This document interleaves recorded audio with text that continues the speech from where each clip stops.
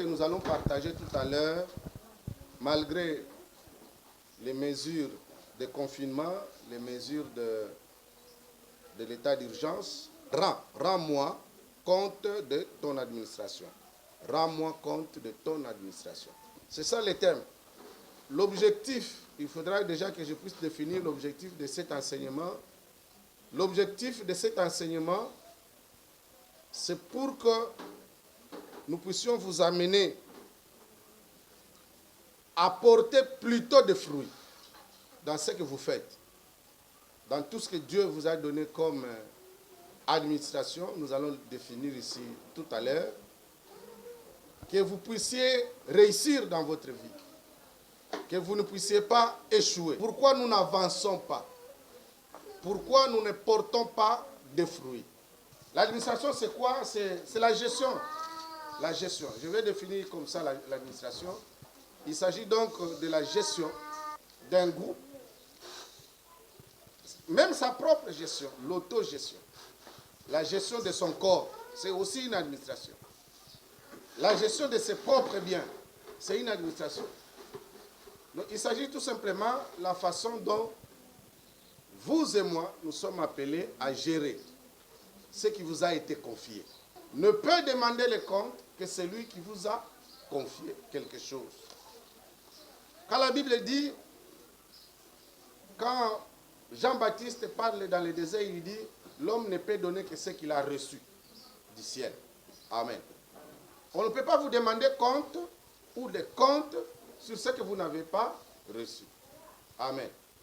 Pour nous tout nayo rapport ya misala, il faut azala mukolo nayo, patron nayo. D'abord, tozo lobela administration spirituelle. Administration spirituelle.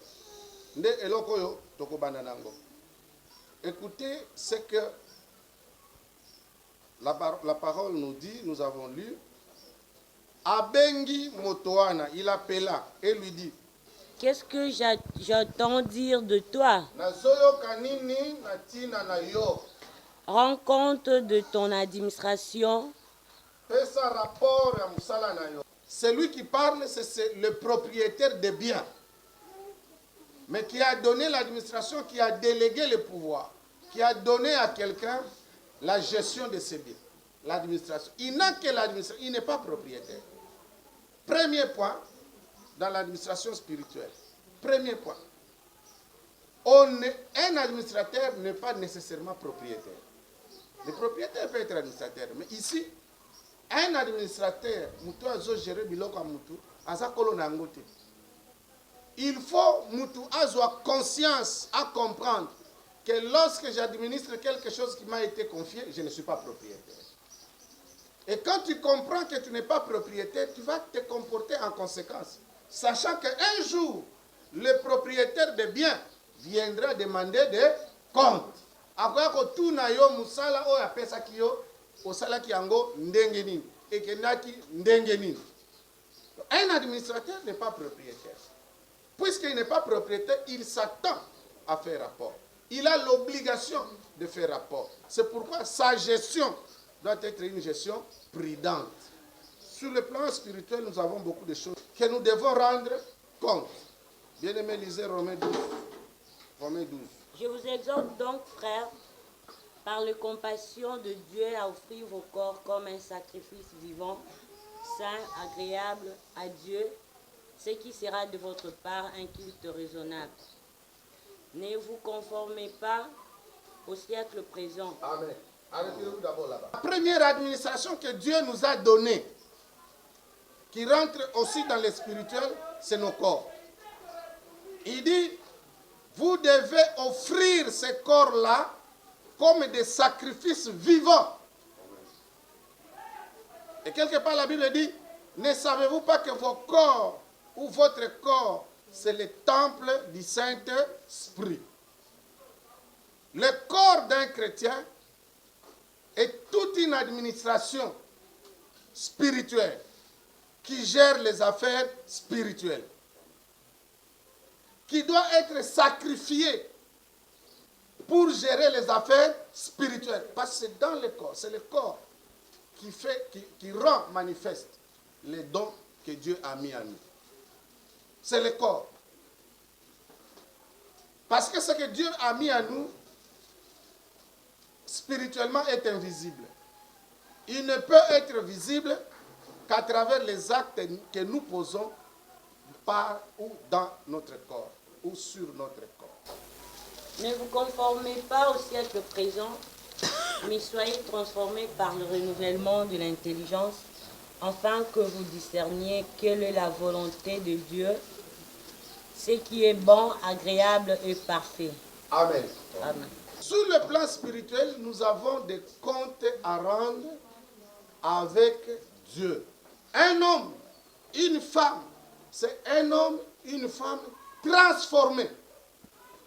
Il a une intelligence renouvelée. Ça signifie quoi? Ça signifie il acquiert une nouvelle intelligence. Azui mayele ya sika. Koleka mayele ya kala. Azui mayele ya sika. Ozo kwesa mayele ya kala. Mayele ya kala za mayele nini? Intelligence oyo ya satana. Ozo aiko memayo kati na masumu. Ça s'appelle l'ignorance. Le temps de l'ignorance. Ozo aiko vivre lokola nyama.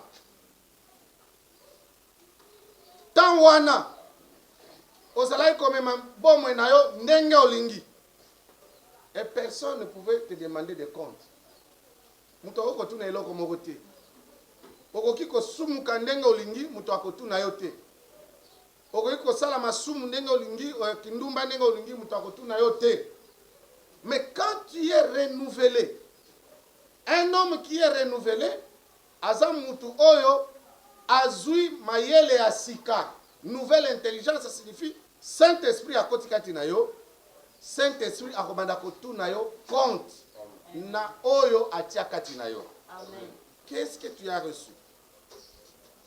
Beaucoup de frères et sœurs aujourd'hui ont abandonné l'œuvre de Dieu à cause des difficultés.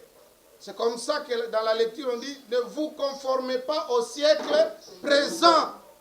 Nous avons reçu quelque chose. Il y en a qui n'ont jamais reçu quelque chose, même par imposition de main, mais qui s'autoproclament serviteurs de Dieu. Ce n'est pas de ceux-là que je parle, ils ne sont pas serviteurs de Dieu.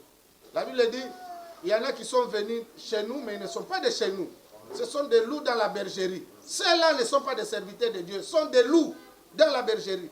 Je parle des serviteurs de Dieu qui ont reçu quelque chose et qui doivent rendre compte, qui savent qu'ils doivent rendre compte à leur maître, à notre maître, le Seigneur Jésus-Christ de Nazareth.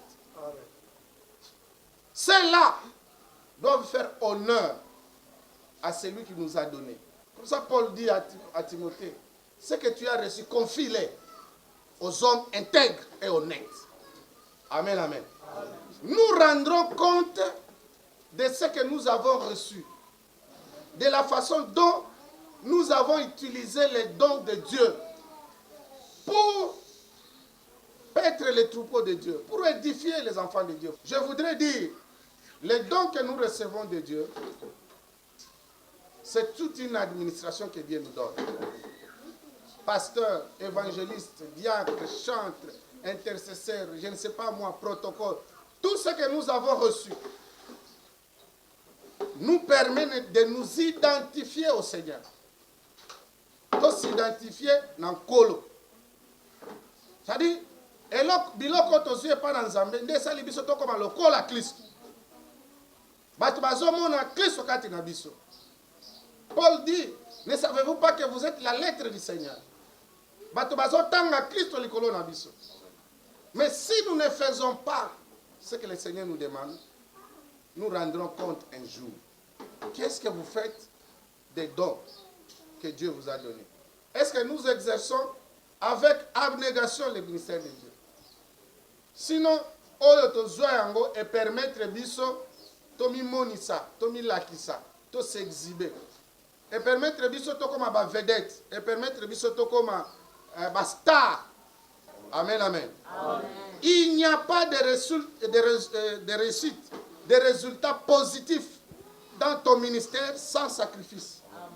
vous devez savoir prendre un temps, accepter un moment de souffrance, un moment de sacrifice, de travail. Demandez à ceux qui ont réussi. Tu convoites ceux qui ont réussi aujourd'hui. Posez-leur la question. Comment vous avez réussi? Ils vont vous dire, voici comment j'ai souffert. Comment vous avez réussi? Voici comment j'ai souffert. Le Seigneur vous posera la question. Qu'est-ce que tu as fait de ce qu'il t'a donné? Ce qui manque, c'est savoir utiliser ce que le Seigneur t'a donné. C'est que tu négliges ce qu'on t'a donné. Tu penses que ce qui est meilleur, c'est ce que l'autre a. Non.